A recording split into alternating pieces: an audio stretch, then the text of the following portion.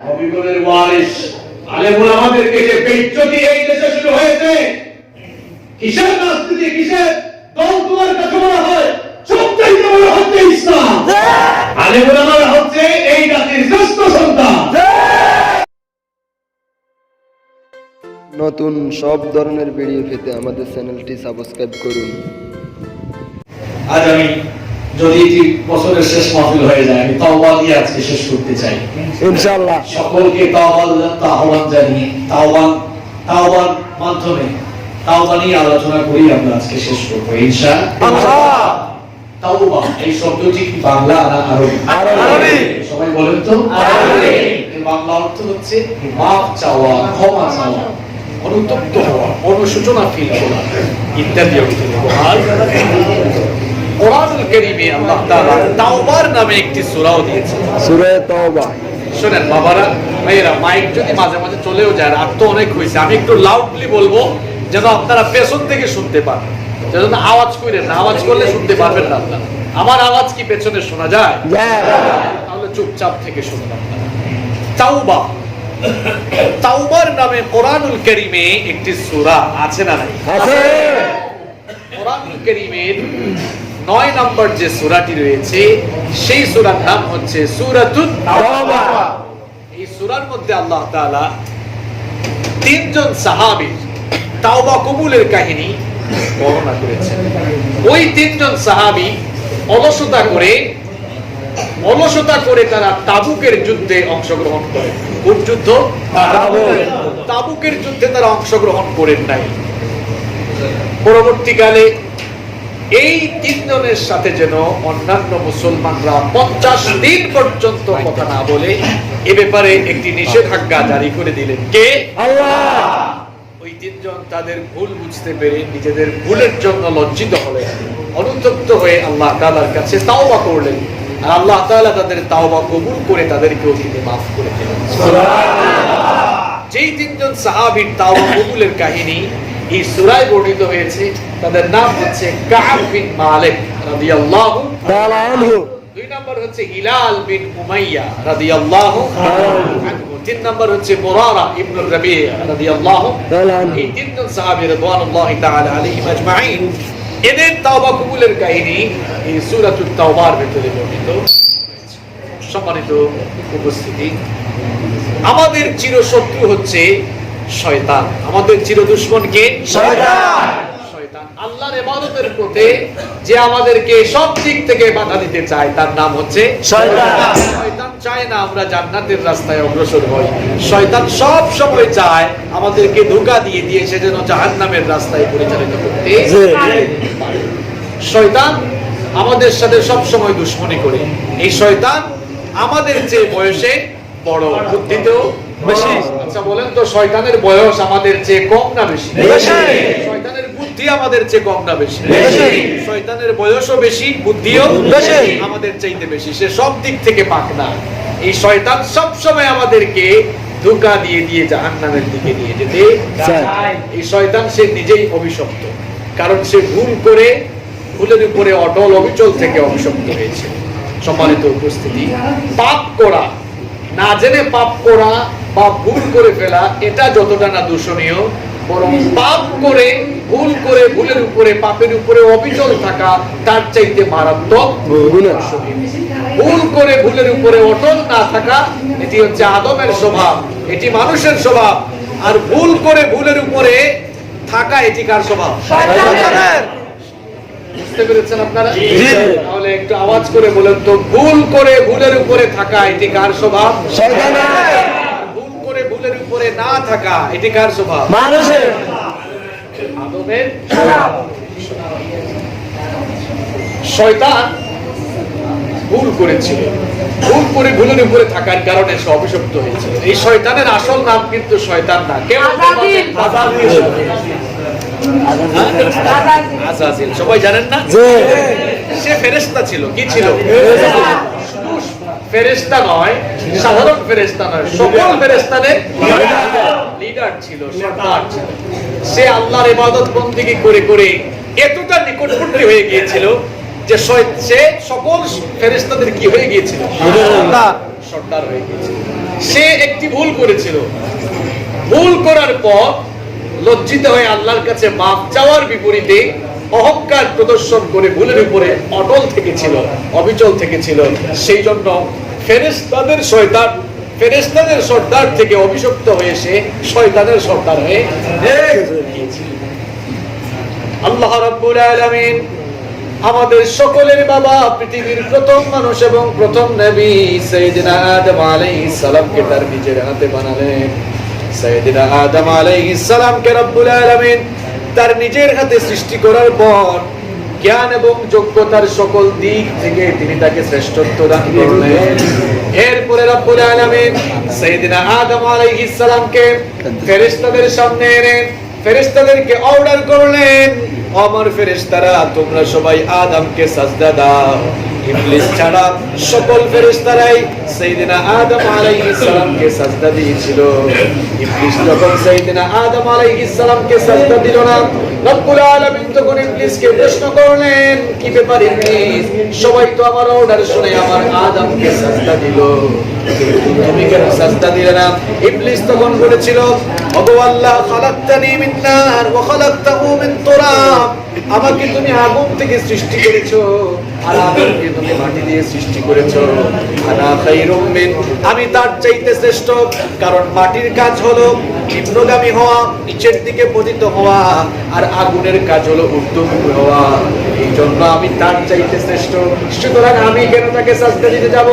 রব্বুল আলামিন তখন বললেন, ওরে ইবলিস, আমার অর্ডার শুনে সকল ফেরেশতারাই আদমকে সাজদা দিল, কোনো আপত্তি করলো না, আর তুই নিজেকে আমার অর্ডারের চাইতে আরো বড় বানালি, অহংকার করলি, আমার আদেশ অমান্য করলি।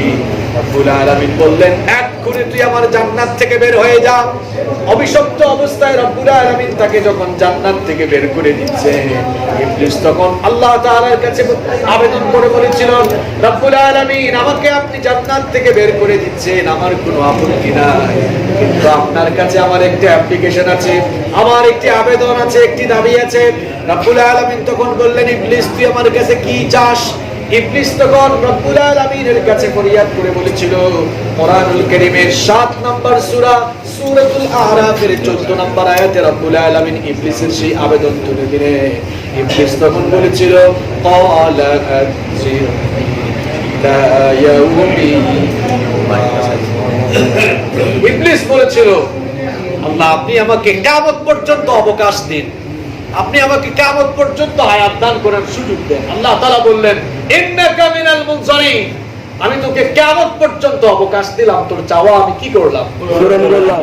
সুযোগ পেলে যা হয়। ইবলিস এবার এই সুযোগ পেয়ে রব্বুল আলামিনকে চ্যালেঞ্জ ছুড়ে দিল। ইবলিস তখন বলেছিল, ক্বালা ফাবিমা আগওয়াইতানি লাআকাউদান্নাহুম সিরাতাকাল মুস্তাকিম সুম্মা লাআতিয়ান্নাহুম মিন বাইনি আইদিহিম ওয়া মিন খালফিহিম ওয়া আন আইমানিহিম ওয়া আন ইয়াসারিহিম ওয়া লা তাজিদু আকসারাহুম শাকিরিন। ইবলিস তখন বলেছিল, ওগো আল্লাহ, যেই আদমের কারণে তুমি আমাকে জান্নাত থেকে বের করে দিয়েছো, ওই আদম এবং তার বংশধরদেরকে, আদম এবং তার সন্তানদেরকে সিরাতুল মুস্তাকিম, সোজা রাস্তায়, জান্নাতের রাস্তায় চলতে গিয়ে বাধা দেওয়াই হবে আমার প্রথম এবং প্রধান কাজ। আমি আদম এবং তার সন্তানদেরকে এমন ভাবে ওয়াসওয়াসা দিব, এমন ভাবে ধোঁকা দিব, সামন দিক থেকে, পেছন দিক থেকে, ডান দিক থেকে, বাম দিক থেকে, এক কথায় চতুর্দিক থেকে আমি আদম সন্তানদেরকে ধোঁকা দিয়ে দিয়ে তোমার জাহান্নামটাকে একেবারে পরিপূর্ণ করে ফেলবো। রব্বুল আলামিন তখন বললেন, ওরে ইবলিস, তুইও ভালো করে শুনে রাখ, আমার আদম সন্তানদেরকে তুই ধোঁকা দিয়ে দিয়ে যদি একেবারে জাহান্নামের দ্বার প্রান্তে নিয়ে যাস, আর আমার বান্দাগুলো যদি তাদের ভুল বুঝতে পেরে ভুলের জন্য লজ্জিত আর অনুতপ্ত হয়ে আমার কাছে একটিবার তাওবা করে মাফ চেয়ে নেয়, আমি আমার বান্দার সারা জীবনের সকল গুনাহগুলো মাফ করে দেব। সুবহানাল্লাহ। ভুল করে ভুলের উপরে থাকা এটা কার কাজ? শয়তানের। আমাদের বাবা আদম আলাইহিস সালাম তিনিও একটি ভুল করেছিলেন, কিন্তু ভুল করার পরে তিনি ভুলের উপর অটল থাকেন নাই, লজ্জিত হয়ে তাওবা করে মাফ চেয়েছিলেন কার কাছে? রব্বুল আলামিন সাইয়্যিদিনা আদম আলাইহিস সালামকে বানানোর উপরে, সৃষ্টি করার পর তার থেকে তিনি তার স্ত্রী আমাদের মা হাওয়া আলাইহিস সালামকে বানালেন। এরপরে আল্লাহ তাআলা সাইয়্যিদিনা আদম আলাইহিস সালামকে বললেন, ওগো আদম, তুমি আর তোমার স্ত্রী আমার জান্নাতের ভেতরে আনন্দে বসবাস করো, কিন্তু খবরদার ওই গাছটার কাছে যাও না, ওই গাছটির কাছেও যাও না। ইবলিস জান্নাত থেকে বিতাড়িত হওয়ার পর আল্লাহর সঙ্গে চ্যালেঞ্জ করে সে তার শয়তানি ভীষণ আর ভীষণ সেদিন থেকেই শুরু করেছিল। সে আমাদের বাবা আদম আলাইহিস সালাম আর আমাদের মা হাওয়া আলাইহিস সালাম দুইজনকেই ধোঁকায় ফেলে দিল, দুইজনকেই প্ররোচিত করলো, ওয়াসওয়াসা দিয়ে দিয়ে ওই নিষিদ্ধ গাছের কাছে নিয়ে গেল, এমনকি নিষিদ্ধ গাছের ফলও আস্বাদন করালো। আল্লাহ তাআলার আদেশ অমান্য করার কারণে সাইয়্যিদিনা আদম আলাইহিস সালাম এবং আমাদের মা হাওয়া আলাইহিস সালামকে রব্বুল আলামিন জান্নাত থেকে বের করে দুনিয়ায় পাঠিয়ে দিলেন। আদম আলাইহিস সালাম এবং আমাদের মা হাওয়া আলাইহিস সালাম দুনিয়াতে আসার পর তারা তাদের ভুলের জন্য লজ্জিত হয়ে, অনুতপ্ত হয়ে শত শত বছর ক্রন্দন করে রব্বুল আলামিনের কাছে তারা মাফ চাইলেন। অবশেষে আল্লাহ তাআলা তাদের প্রতি দয়া পরবেশে তাদেরকে মাফ করে দেওয়ার ইচ্ছে পোষণ করলেন। রব্বুল আলামিন তাদেরকে তাওবার নিয়ম শিখালেন। পরে রব্বুল আলামিন তাদেরকে বললেন, আমার কাছে মাফ চাও। দোয়াটাও রব্বুল আলামিন শিখিয়ে দিলেন। এই দোয়াটি আপনাদের মুখস্থ আছে।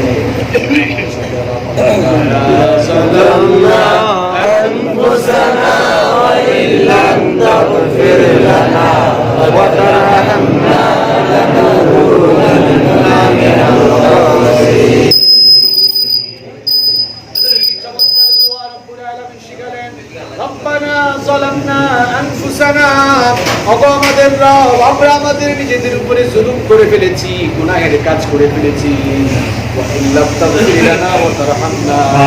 যদি আপনি আমাদেরকে ক্ষমা করে না দেন, যদি আপনি আমাদের প্রতি রহম না করেন, লানাকুনান্না মিনাল খাসিরিন, তাহলে আমরা ক্ষতিগ্রস্তদের মধ্যে শামিল হয়ে যাব।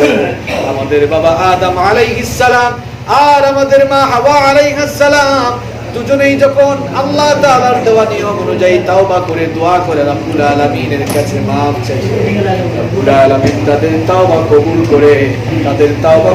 করে তিনি তাদেরকে মাফ করে দিলেন। সুবহানাল্লাহ। কি বুঝলেন আপনারা? ভুল করে ভুলের উপরে থাকা আর ভুল করে ভুলের উপরে না থাকা মানুষের কাজ। আমরা করে ফেলতে পারি, কারণ আমাদেরকে ধোঁকা দেওয়ার জন্য একজন সবসময় চেষ্টা করে, তার নাম কি? শয়তান।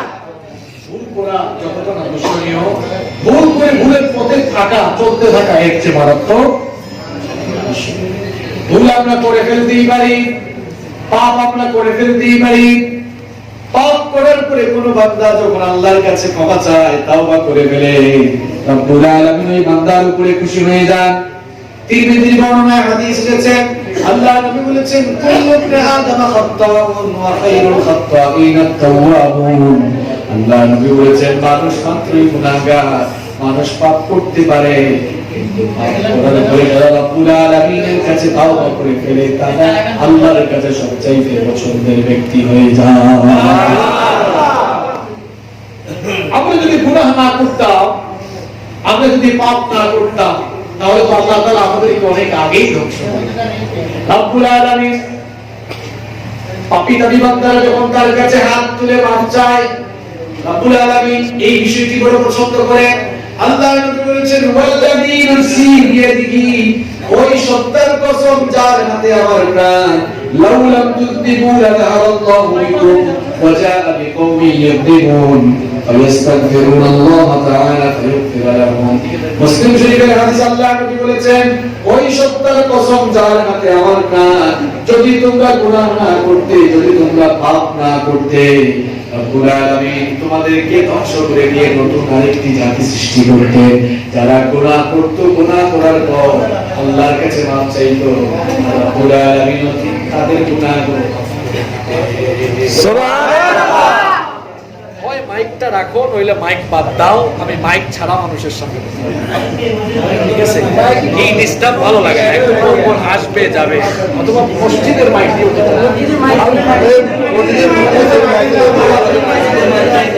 মসজিদের সামনে মসজিদের আওয়াজ, মসজিদের মাইকের আওয়াজ আসে না। বাবারা, ভাইয়েরা বসেন, কথা বলবেন না। এভাবেই চলবে? ঠিক আছে, সবাই বসেন প্লিজ, কথা বলবেন না। যেভাবে চলছে আপনাদের অসুবিধা হচ্ছে না তো? আমারও অসুবিধা হচ্ছে না, আলহামদুলিল্লাহ। আল্লাহ তাআলা বান্দাদেরকে ক্ষমা করতে ভালোবাসেন। আল্লাহ তাআলা বান্দাদেরকে ক্ষমা করতে ভালোবাসেন। রব্বুল আলামিন বান্দাদেরকে ক্ষমা করতে ভালোবাসেন। আল্লাহ নবী বলেছেন, এই হাদিসটিও মুসলিম শরীফে বর্ণিত হয়েছে, ইন্নাল্লাহ তাআলা ইয়াবসুতু ইয়াদাহু বিল-লাইলি লিয়াতুবা মুসিউন নাহার ওয়া ইয়াবসুতু ইয়াদাহু বিন-নাহারি লিয়াতুবা মুসিউল লাইল।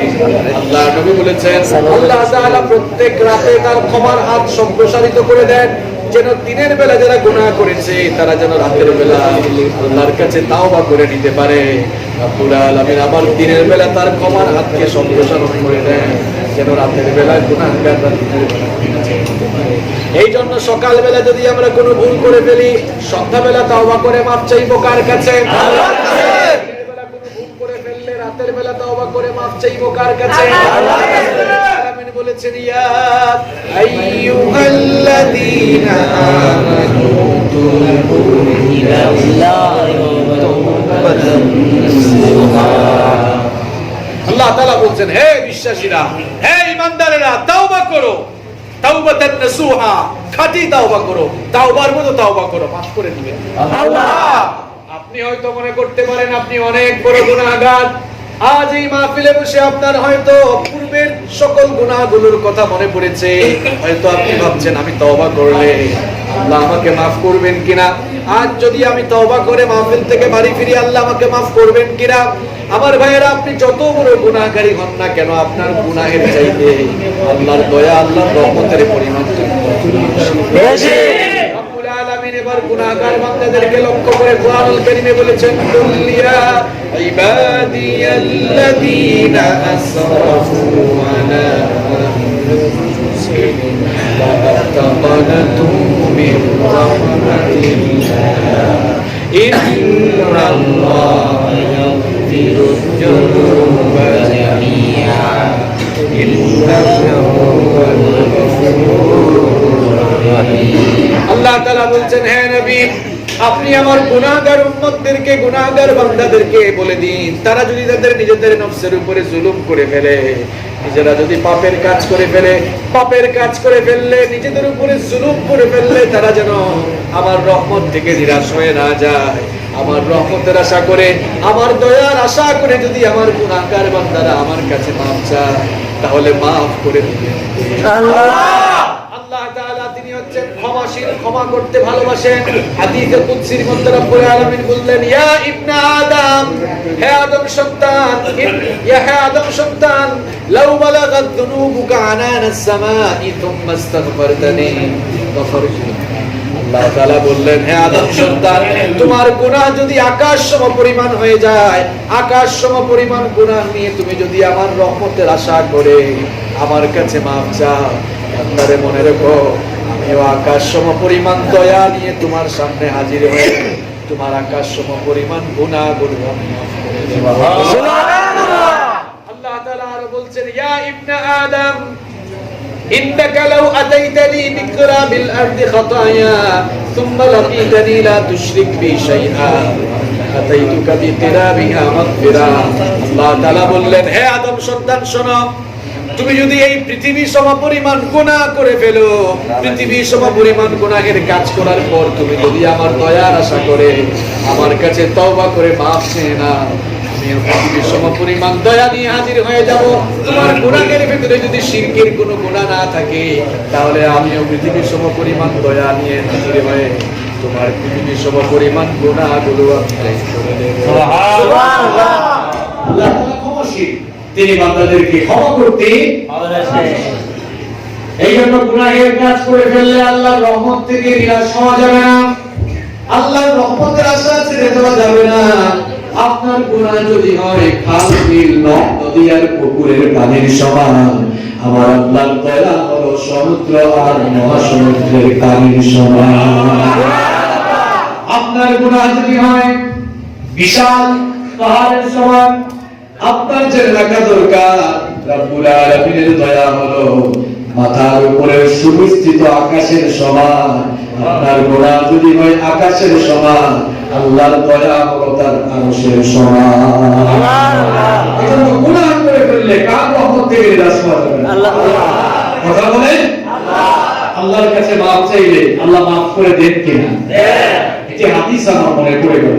এই হাদিসটি বুখারী শরীফে বর্ণিত হয়েছে। বিশ্বনবী সাল্লাল্লাহু আলাইহি ওয়াসাল্লাম সাহাবীদেরকে একদিন বললেন, আমার সাহাবীরা শোনো শোনো, বনি ইসরাইলের একজন আবেদ লোক ছিল। বনি ইসরাইলে এমন একজন, আল্লাহ নবী বললেন, বনি ইসরাইলের মধ্যে এক লোক, বনি ইসরাইলের মধ্যে এক লোক 99 জন মানুষ হত্যা করেছিল।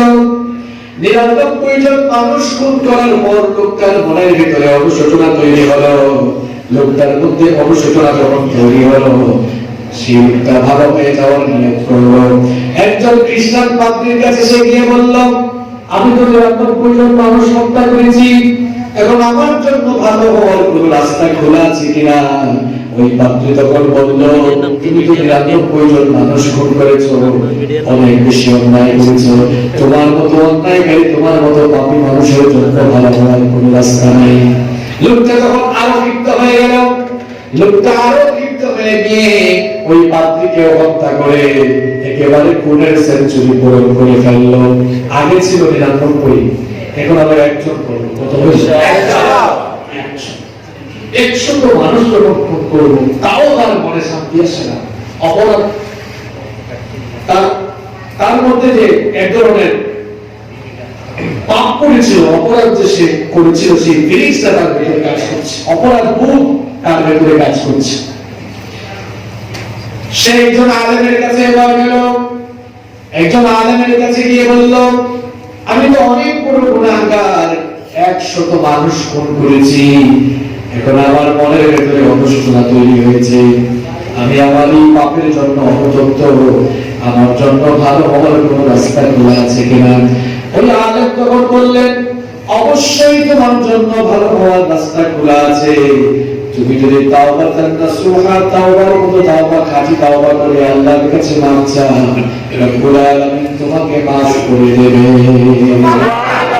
লোকটা তখন তাওবা করলো।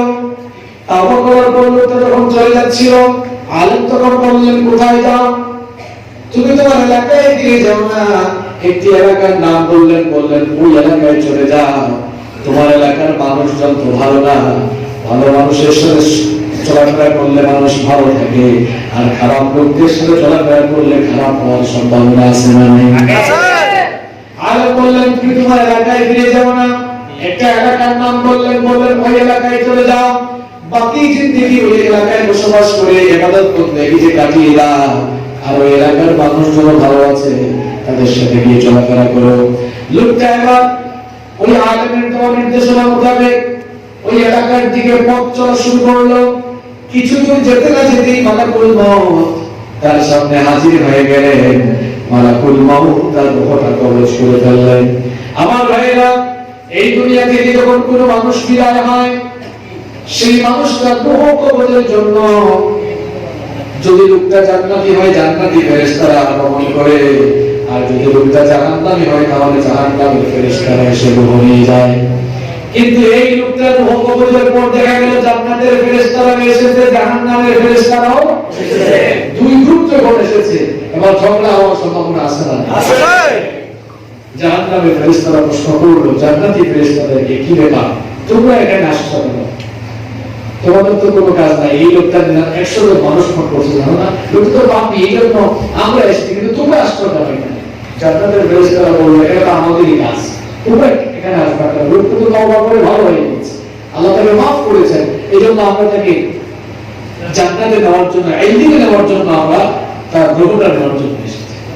জাহান্নাম আর জান্নাতের ফেরেশতারা যখন পদানুবাদ শুরু করলো, তর্কাতর্কি শুরু করলো, আল্লাহ তাআলা মধ্যস্থকারী একজন ফেরেশতা পাঠালেন।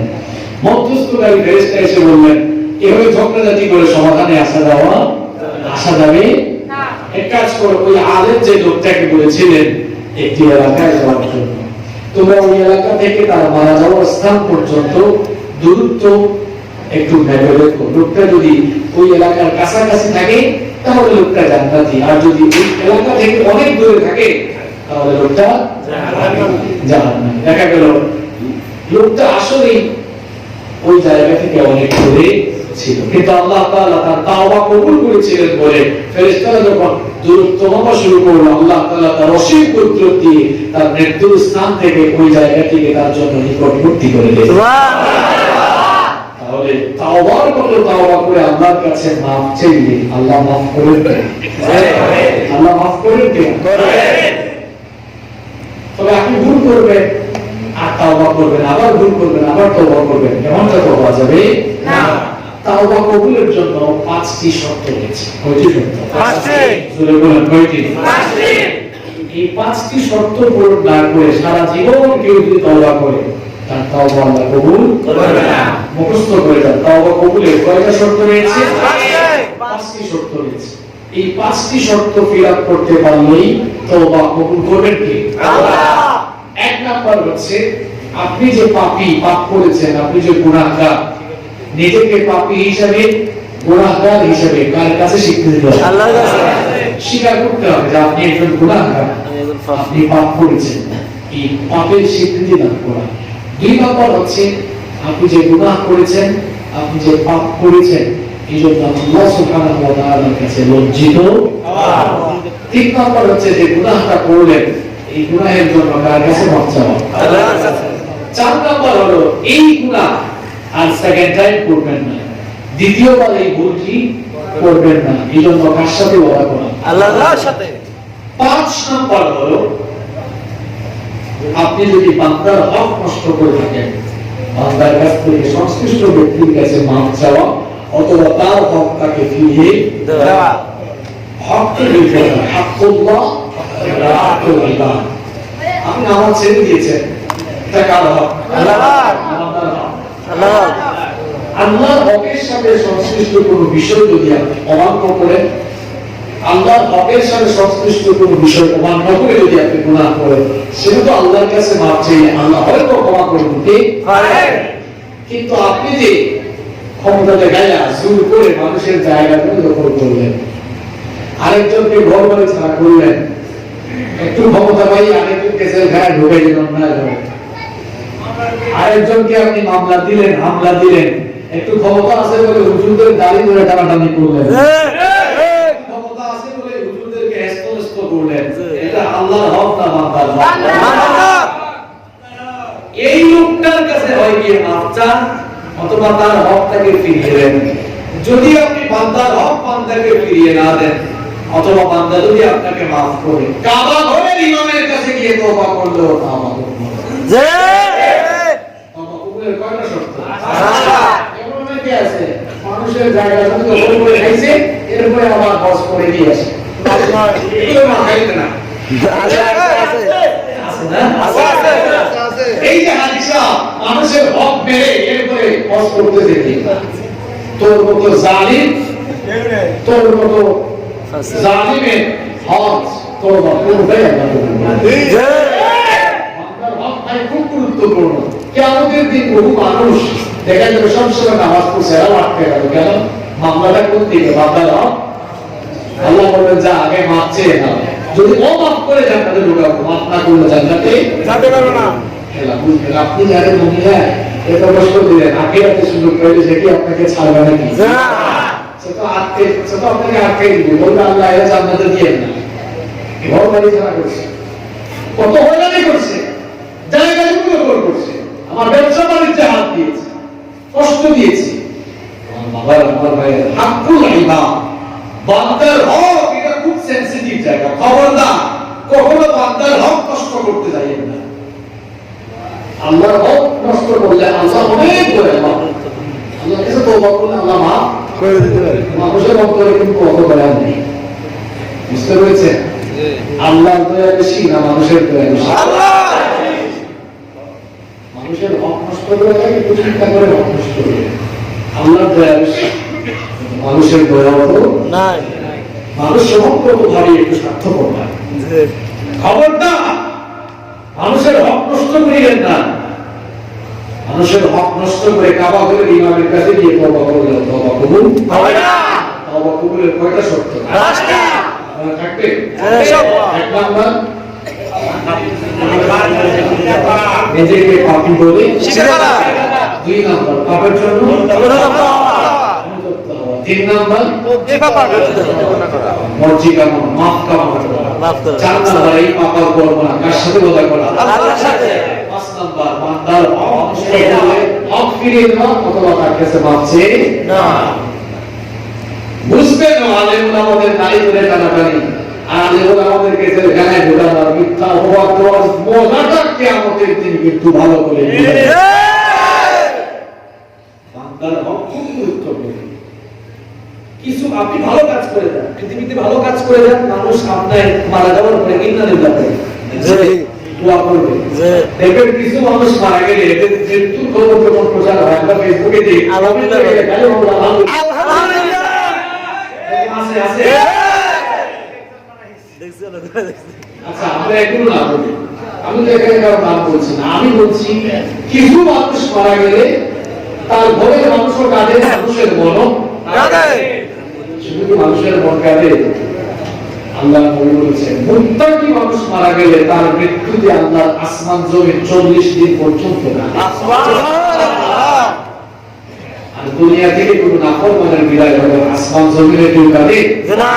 কোরআন কারীমের 44 নম্বর সূরা সূরা বুখারী আল্লাহ বলেছেন ফালা ওয়াকাত আলাইহিমুস সামাউ ওয়াল আরদু ওয়া মা কানু মুনজারিন। আল্লাহ তাআলা বলেছেন এদের জন্য আসমানও কাঁদে না, জমিনও কাঁদে না।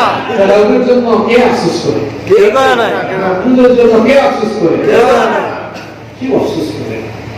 কিন্তু আল্লাহওয়ালা মানুষ দেখবেন, আল্লাহওয়ালা অনেক মানুষ মারা যায় বাড়ি ঢাকায়, বাড়ি সিলেটে, রাজশাহীতে, কিন্তু নোয়াখালীর হাতিয়া থেকে মন কাঁদে, আছে না? আছে। কিছু মানুষ মারা গেলে মানুষ বলে শয়তানটা বলছে মানুষ। জি। আমার কমেন্টে অনেকে দেখবেন ফেসবুকে সোশ্যাল মিডিয়ায় এদের মৃত্যুর খবর প্রচার বলে। আমি নাম বলবো না, বেশ কিছুদিন আগে আমাদের দেশে একটু মারা গেছে, তো আমার ফেসবুক টাইমলাইনে আসছে, আমি একটু কমেন্টে ক্লিক করলাম, এবং দিকে হায় হায় হায় সব মানুষ খালি আলহামদুলিল্লাহ আলহামদুলিল্লাহ। এবং জীবন গ্রহণ করে যান। আপনি মারা যাওয়ার পরে মানুষের মন থেকে যেন দোয়া আসে, এমন জীবন গ্রহণ করে যাইয়েন না যে মানুষ ইন্নালিল্লাহর পরিবর্তে আলহামদুলিল্লাহ। হয়তো দুনিয়ার ক্ষমতা বলে আপনি বুঝেন তো এগুলা পাবেন, কিন্তু ফেরেশতারা যে কবরে গেলে কি করবে এটা আল্লাহর ফেরেশতারা কেউ জানে না। কারণ কবরে যাওয়ার পর, মানুষ মারা যাওয়ার পর আমল অনুযায়ী ফয়সালা হয়। গাড়ি বাড়ি টাকা পয়সা কোনো কিছুই থাকবে না। আজকে আলোচনা শুরু করলাম না বাড়িওয়ালা না এই বাড়ি বাড়ি থাকবে, বাড়িওয়ালা থাকবে না। আল্লাহ আমাদেরকে হেদায়েত দান করুন। সব সময় যখনই সময় পাবে তওবা ইস্তেগফার, আল্লাহর নবী রেগুলার কতবার তওবা ইস্তেগফার করতেন দেখেন। বুখারী শরীফে আল্লাহর নবী বলেছেন ওয়াল্লাহি, আল্লাহর কসম, ইন্নী লা আস্তাগফিরুল্লাহ ওয়া আতুবু ইলাইহি ফি ইয়াওমি আকসার মিন 70 মাররা। আল্লাহর নবী বলেছেন আল্লাহর কসম, আমি নবী হওয়া সত্ত্বেও রেগুলার আল্লাহর কাছে 70 বারের বেশি তওবা ইস্তেগফার করি। আমার মুসলিম শরীফের অন্য হাদিসে আল্লাহর নবী বললেন ইন্নী আতুবু ইলাইহি ফি ইয়াওমি 100 মাররা। আমি তো নবী হওয়ার পরেও আমি রেগুলার আল্লাহর কাছে 100 বার তওবা ইস্তেগফার করি। সুবহানাল্লাহ। বলেন তো নবীজির জীবনে গুনাহের কি কোনো ছিটেফোঁটা ছিল? না। পাপের কোনো দাগ ছিল? না। জন্ম থেকে নিয়ে ওফাত পর্যন্ত নবুয়তের আগেও মাসুম, পরেও মাসুম। যেই নবীর জীবনে গুনাহের কোনো ছিটেফোঁটা নাই, যিনি পবিত্র, যিনি মাসুম, তিনি রেগুলার 70 থেকে 100 বার আল্লাহর কাছে তওবা করেন। আমরা সেই নবীর পাপী উম্মত, নবী পাপ না থাকা সত্ত্বেও যদি 70 থেকে 100 বার তওবা করেন, আমরা তার পাপী উম্মত হিসাবে রেগুলার আমাদের এর চেয়ে কম তওবা করা দরকার না বেশি করে?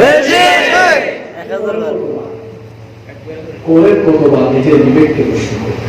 যখনই সময় পাবেন তওবা ইস্তেগফার করে সময় বেশি বেশি ইস্তেগফার করুন। যখনই সময় পাবেন আস্তাগফিরুল্লাহ বলুন। যখনই সময় পাবেন আস্তাগফিরুল্লাহ আল্লাযী লা ইলাহা ইল্লা হুয়াল হাইয়ুল কাইয়্যুম ওয়া আতুবু ইলাইহি। ইস্তেগফার করুন। এত লম্বা না হয়, শুধু আস্তাগফিরুল্লাহ এতটুকু হইলেও কি বাক্যটা ছোট না বড়? ছোট। খুব ছোট। পাওয়ার কম না বেশি? বেশি। কত পাওয়ারফুল দেখেন, একটি ঘটনা আমার মনে পড়ে গেল। ইমাম আহমদ বিন হাম্বল রাহমাতুল্লাহি আলাইহি নাম শুনছেন? মুসনাদে আহমদ রচনা করেছেন, 40,000 হাদিস তিনি সেখানে সংকলন করেছেন। আল্লাহু আকবার।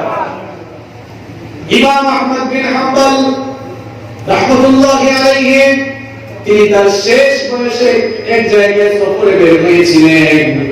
সন্ধ্যা হয়ে যাওয়ায়, মাগরিবের আযান হয়ে যাওয়ার কারণে এক মসজিদে তিনি নামাজ আদায়ের জন্য ঢুকলেন। নামাজ আদায়ের পরে চিন্তা করলেন, এমন এক এলাকায় আসলাম, কোন মানুষের সাথে আমার পরিচয় নাই, কোন মানুষের সাথে যেহেতু পরিচয় নাই, আজকের রাতটা এই মসজিদে কাটিয়ে নিব। এই জন্য চিন্তা করলেন এশার নামাজটা এই মসজিদে আদায় করব। এশার নামাজ আদায় করে সিদ্ধান্ত নিলেন রাতটা মসজিদে কাটাবেন। ফজরের নামাজ পড়ে আবার তিনি তার সফর শুরু করবেন। মসজিদে তিনি যখন বসে আছেন, মসজিদের কোনো দায়িত্বশীল ব্যক্তি এসে তাকে বলল, কি ব্যাপার, নামাজ শেষ করে সকলেই তো চলে গেল, আপনি এখনো কেন মসজিদে বসে আছেন? ইমাম আহমদ বিন হাম্বল রাহমাতুল্লাহি আলাইহি তখন বললেন, আমি মুসাফির, এই এলাকায় নতুন এসেছি, কোনো মানুষের সাথে আমার পরিচয় নাই, এই জন্য কার বাড়িতে গিয়ে উঠবো, কাকেই বা কষ্ট দিব, কেউ তো পরিচিত নাই। এই মসজিদে আমি মাগরিব এবং এশার নামাজ আদায় করেছি, ইনশাআল্লাহ ফজরের নামাজ আদায় করব।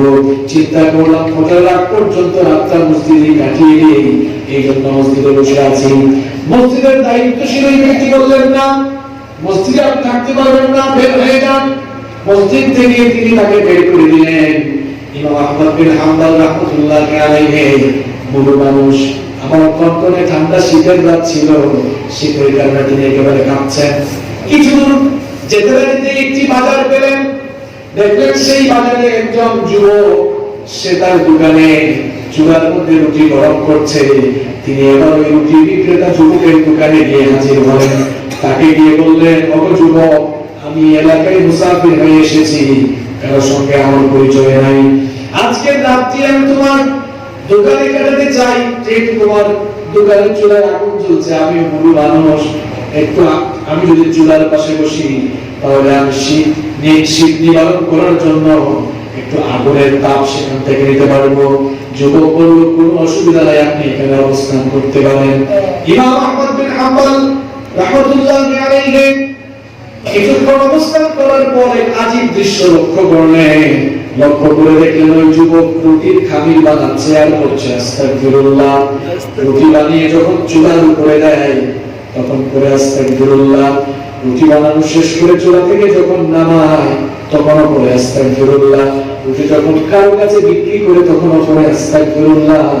আবার যখন টাকা হাতে নিয়ে এসে রাখে তখনও করে আস্তাগফিরুল্লাহ। ইমাম আহমদ বিন হাম্বল রাহমাতুল্লাহি আলাইহি তাকে প্রশ্ন করলেন, কি ব্যাপার যুবক, তোমার দোকানে আসার পর থেকে একটি বিষয় আমি লক্ষ্য করলাম, বারবার সব সময় তুমি আস্তাগফিরুল্লাহ জপো, আস্তাগফিরুল্লাহ জিকির করো। যুবক তখন বলল, আমি তো ব্যবসায়ী মানুষ, খুব একটু ইবাদত করার সময় পাই না, চিন্তা করলাম দোকানে থাকার সময়গুলো আমি নষ্ট করব না, এই জন্য আস্তাগফিরুল্লাহ জিকির করে করে আমি আমার সময়গুলো কাটাই। কারণ কিয়ামতের দিন সকল সময়ের হিসাব দেওয়া লাগবে কার কাছে? আল্লাহর। এজন্য সময় আমি নষ্ট করি না, সময়গুলো আল্লাহর জিকির করে করে, ইস্তিগফার করে করে, আস্তাগফিরুল্লাহ করে করে আমি সময়গুলো অতিক্রম করি। আহমদ বিন হাম্বল রাহমাতুল্লাহি আলাইহি তখন বললেন, এই যে সব সময় তুমি আল্লাহর জিকির করো, ইস্তিগফার করো, এই ইস্তিগফারের কারণে, আস্তাগফিরুল্লাহ জিকিরের কারণে তুমি কি এমন কিছু পেয়েছো নাকি? যুবক তখন বলল, অবশ্যই পেয়েছি।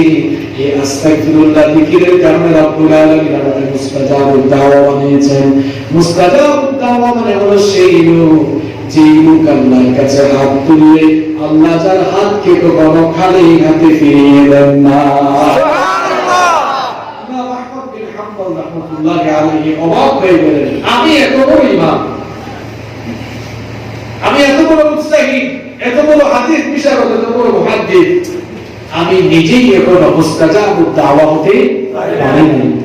এই যুবক রুটি বিক্রেতা সামান্য এই যুবক কি বলে, সে নাকি মুস্তাজাবুদ দাওয়া হয়ে গেছে। ইমাম আহমদ বিন হাম্বল রাহমাতুল্লাহি আলাইহি থেকে প্রশ্ন করলেন, যুবক তুমি সত্যি করে বলো তো, সত্যিকার অর্থে তুমি কি মুস্তাজাবুদ দাওয়া হয়েছো কিনা? আজ পর্যন্ত যত দোয়া তুমি আল্লাহর কাছে করেছো সব দোয়া আল্লাহ কবুল করেছেন কিনা? যুবক তখন বলল, আল্লাহর কসম করে বলছি, আজ পর্যন্ত যত ফরিয়াদ আল্লাহর কাছে করেছি, যত দোয়া করেছি, রব্বুল আলামিন আমার সকল ফরিয়াদই কবুল করেছেন। কিন্তু আমার মনে বড় আফসোস, একটি ফরিয়াদ আমি বারবার করেছি, একটি দোয়া আমি বারবার করার পরেও রব্বুল আলামিন এখনো কবুল করেন নাই। ইমাম আহমদ বিন হাম্বল রাহমাতুল্লাহি আলাইহি তখন কৌতূহলী মনে জানতে চাইলেন, কোন সেই দোয়া যা আল্লাহ কবুল করেন নাই? যুবক তখন বলল, আমি শুনেছি এই জামানার সবচেয়ে বড় আলেম, তার নাম হলো আহমদ বিন হাম্বল। লোকটার নাম আমি বহু শুনেছি, তার সাথে সাক্ষাৎ করার ইচ্ছে মনে মনে পোষণ করেছি। বারবার রব্বুল আলামিনকে বলেছি লোকটার সাথে যেন আমার সাক্ষাতের কোনো ব্যবস্থা হয়। বারবার বলার পরেও রব্বুল আলামিন আমার দোয়াটা কবুল করে এখনো সেই সুযোগ আমাকে দান করেন নাই। এই কথা শুনে ইমাম আহমদ বিন হাম্বল রাহমাতুল্লাহি আলাইহি চোখের পানি ছেড়ে দিয়ে বললেন, ও যুবক তুমি ভালো করে শোনো, তোমার এই আবেদন রব্বুল আলামিন অপূর্ণ রাখেন নাই, তোমার এই চাওয়া রব্বুল আলামিন অপূর্ণ রাখেন নাই। আহমদ বিন হাম্বলকে দেখার জন্য, তার সাথে সাক্ষাৎ করার জন্য তার বাড়িতেও তোমার যাওয়ার দরকার হয় নাই, বরং রব্বুল আলামিন নিজেই পরিকল্পনা করে টেকনিক করে আহমদ বিন হাম্বলকে আজ তোমার সামনে পাঠিয়ে দিয়েছেন। আস্তাগফিরুল্লাহ, এটা ছোট হলেও কত পাওয়ার দেখেছেন। আল্লাহু আকবার। আমার ভাইরা যখনই সময় পাবেন তখনই ইস্তেগফার করবেন, কারণ নবীজি 70 থেকে 100 বার তাওবা ইস্তেগফার করতেন। কার কাছে? আল্লাহর কাছে। সময় পেলে গাড়িতে বসে আছেন, একা বসে আছেন, সময় নষ্ট করেন, ইস্তেগফার করে সময় কাটান, ইস্তেগফার করতে থাকেন। এই আহমদ বিন হাম্বলের মতো আপনার মর্যাদা বাড়িয়ে দিবেন কে? আল্লাহ। ইস্তেগফারের মধ্যে সবচেয়ে দামি ইস্তেগফারের নাম হচ্ছে সাইয়্যিদুল ইস্তেগফার। ইস্তেগফার নাম শুনছেন তো আপনারা? কার কার মুখস্থ আছে? হাত তুলে করে যাদের মুখস্থ নাই, মাত্র 1.5 লাইনে একটা ইস্তেগফার, একটা দোয়া। আর যারা আপনারা স্মার্টফোন ইউজ করেন, গুগলে গিয়ে সার্চ করবেন, বাংলায় লিখবেন সাইয়্যিদুল ইস্তেগফার, দেখবেন চলে আসবে। 1.5 লাইনের দোয়া 2-1 দিনে আপনারা মুখস্থ করতে পারবেন, চাইলে পারবেন ইনশাআল্লাহ। এই সাইয়্যিদুল ইস্তেগফার মুখস্থ করবেন। আল্লাহর নবী বলেছেন, রাতের বেলা কেউ যদি সাইয়্যিদুল ইস্তেগফার পাঠ করে ঘুমায়, ঘুমাতে যাওয়ার আগে কেউ যদি সাইয়্যিদুল ইস্তেগফার পাঠ করে ঘুমায়, ওই দিন ভোর হওয়ার আগে ঘুমের মধ্যে যে সে যদি মারা যায়, রব্বুল আলামিন তাকে বিনা হিসাবে জান্নাত দান করবেন। আল্লাহর নবী আরো বলেছেন, ভোর বেলা সকাল বেলা ঘুম থেকে উঠে যদি কেউ সাইয়্যিদুল ইস্তেগফার পাঠ করে নেয়, ওই দিন সন্ধ্যা হওয়ার আগে যদি লোকটা মারা যায়, রব্বুল আলামিন তাকে জান্নাত দান করে দিবেন। তাহলে এত ফজিলতপূর্ণ এই ইস্তেগফার, এই দোয়াটি আমাদের সবার মুখস্থ করা দরকার আছে না? আছে। খুব সহজ, আপনারা সবাই মুখস্থ করে ফেলবেন। এই দোয়াটি অনেক সহজ, আপনারা সবাই মুখস্থ করে ফেলবেন ইনশাআল্লাহ।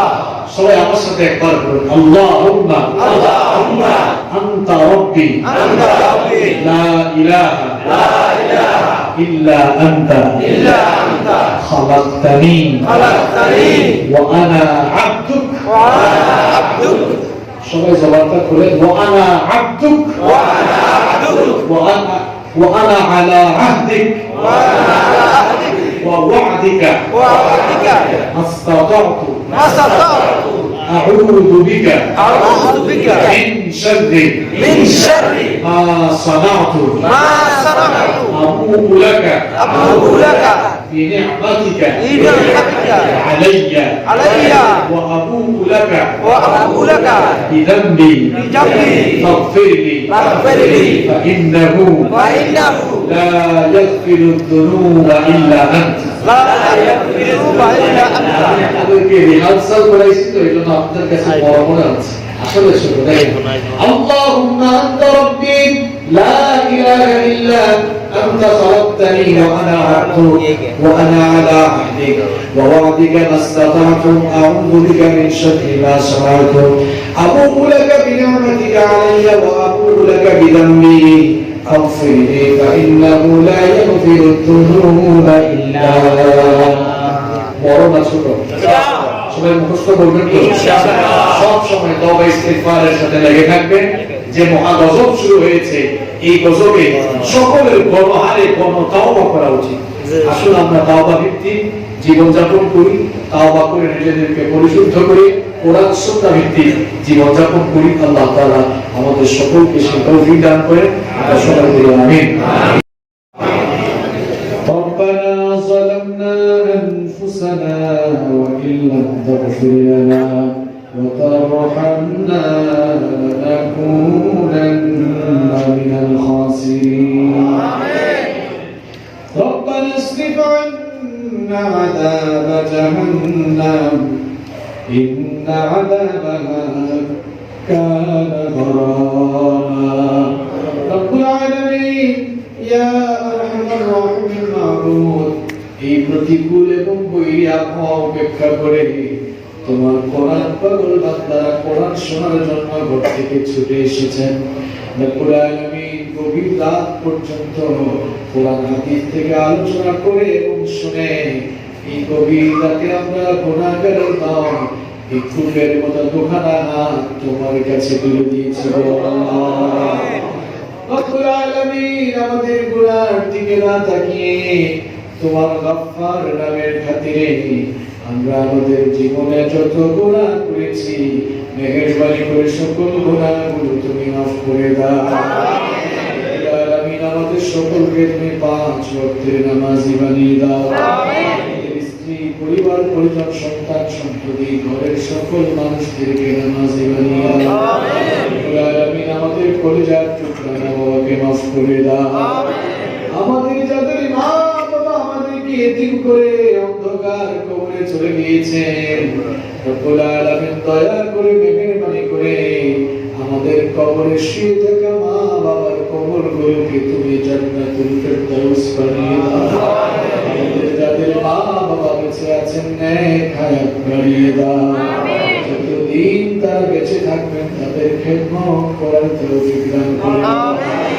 اللهم اغفر لي ولوالدي وقل رب ارحمهما كما ربياني صغيرا ارحمهما كما ربياني صغيرا رب ارحمهما كما ربياني صغيرا রব্বুল আলামিন আমাদের পাড়া প্রতিবেশী আত্মীয় স্বজন যারা কবরে চলে গিয়েছেন মাফ করে দাও এই নবীপুর এলাকায় যত কবরস্থান রয়েছে কবরস্থানের সকল মুর্দেগানদের কবরগুলোকে তুমি জান্নাতের বাগান বানিয়ে দাও রব্বুল আলামিন আমাদের এক ভাই রাজু তার মৃত মায়ের জন্য দোয়া চেয়েছেন রব্বুল আলামিন তার মাকে তুমি মাফ করে দিয়ে তার কবরটাকে জান্নাতের বাগান বানিয়ে দাও রব্বুল আলামিন আমাদের মধ্যে যারা অসুস্থ রয়েছেন তাদেরকে শিফা দান করে দাও আল্লাহ এই করোনা নামক মহা গজব থেকে তুমি আমাদেরকে নাজাত দাও রব্বুল আলামিন আমরা তো বিশ্বাস করি করোনা দিয়েছো তুমি আবার চাইলে করোনা উঠায়ও নিতে পারো তুমি রব্বুল আলামিন আমরা তো তোমারই মুখাপেক্ষী তুমি যদি আমাদেরকে গজব দিয়ে ধ্বংস করে দাও কেউ আমাদেরকে বাঁচাতে পারবে না আল্লাহ আমাদের গুনাহের কারণে গজব দিয়ে তুমি আমাদেরকে ধ্বংস করে দিও না রব্বুল আলামিন তুমি আমার এই মাতৃভূমিকে সকল প্রকার আসমান জমিন বালা মুসিবত থেকে আল্লাহ তুমি হেফাজত করো করোনা নামক মহা গজব থেকে তুমি পৃথিবীর মানুষকে নাজাত দাও এবং যারা করোনায় আক্রান্ত তাদেরকে তুমি শিফা দান করে দাও আমাদের যে সকল মুমিন ভাই বোনরা করোনায় আক্রান্ত হয়ে দুনিয়া থেকে চলে গিয়েছেন তাদেরকে শাহাদাতের সর্বোচ্চ মর্যাদা দান করে দাও রব্বুল আলামিন আজকের এই মাহফিলটিকে তুমি কবুল করে নাও আজকের এই মাহফিল বাস্তবায়নের জন্য রাজনৈতিক নেতৃবৃন্দ প্রশাসনের ভাইয়েরা এলাকার মুরব্বিয়ান দায়িত্বশীল ব্যক্তিবর্গ যুব সমাজের ভাইয়েরা যারা এই যেভাবে মাহফিল বাস্তবায়নে সাহায্য সহযোগিতা কষ্ট আর মেহনত করেছেন আর আমরা যারা মাহফিলে এসেছি কাল কিয়ামতের কঠিন দিনে এই মাহফিলকে তুমি আমাদের সকলের জন্য নাজাতের নবীর ওসিলা রব্বুল আলামিন ইয়া আরহামার রাহিমিন মাবুদ এই নবীপুর এলাকার যুব সমাজের ভাইদেরকে কবুল করে না আমার কলেজার টুকরা যুবক ভাইদের গুনাহগুলো তুমি মাফ করে দাও এই কলেজার টুকরা যুবক ভাইগুলোকে আল্লাহ তুমি নামাজি বানায়া দাও এদেরকে তুমি দ্বীনের জন্য কবুল করে নাও আমিন জুনায়েদ হোসেন এবং শাহাবুদ্দিন তার বাবার জন্য দোয়া চেয়েছেন তার বাবাকে তুমি মাফ করে দাও জুনায়েদ হোসেন দোয়া চেয়েছেন তার মনের সকল জায়েজ মাকাসিদ হাসানাকে পরিপূর্ণ করে দাও রব্বুল আলামিন মাহফিল ইন্তেজামিয়া কমিটির সবাইকে মাফ করে দাও রব্বুল আলামিন মাহফিলের চারটি অধিবেশনে যারা সভাপতিত্ব করেছেন রব্বুল আলামিন সকলের জীবনের গুনাহগুলো মাফ করে দাও ইজ্জত সম্মান বাড়িয়ে দাও তাদেরকে কোরআনের খেদমত করার তৌফিক দান করে দাও রব্বুল আলামিন আমার দেশের আলেম ওলামাদেরকে তুমি সকল সরকার চক্রান্ত থেকে হেফাজত করো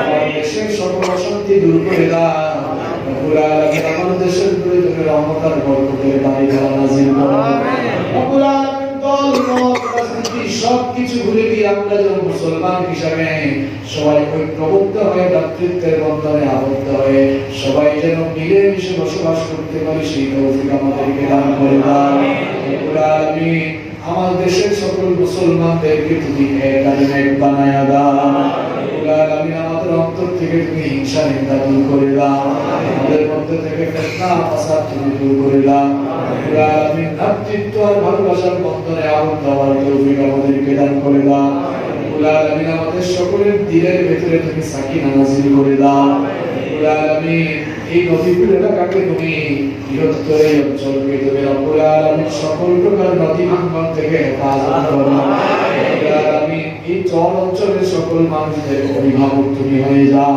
রব্বুল আলামিন আসমান জমিনের সকল বালা মুসিবত থেকে তুমি তাদেরকে হেফাজত করো রব্বুল আলামিন আমার ভাইরা বৈরী আবহাওয়ার মধ্যেও প্রতিকূল পরিবেশে এত কষ্ট করে আজকের এই মাহফিলের আয়োজন করেছেন রব্বুল আলামিন তাদের কষ্ট তুমি কবুল করে নাও তাদের সব তুমি কবুল করে নাও এই মাহফিলের সাথে সংশ্লিষ্ট প্রত্যেকটি ব্যক্তিকে তুমি মাফ করে দাও রব্বুল আলামিন প্রত্যেক বছর যেন তারা কোরআনের বাগান সাজাতে পারে রব্বুল আলামিন প্রত্যেক বছর যেন তারা তাফসীরুল কোরআন মাহফিলের আয়োজন করতে পারে প্রত্যেকটি বছর তারা যেন দল মত নির্বিশেষে সবাই ঐক্যবদ্ধ হয়ে আন্তরিকতা দিয়ে ভালোবাসা দিয়ে কোরআনের প্রোগ্রামগুলো চালাতে পারেন সেই তৌফিক তুমি তাদেরকে দান করে দাও بفضل سبحان ربك رب العزة عما يصفون وسلام على المرسلين والحمد لله رب العالمين وجاء الآخر كلامنا عند الموت لا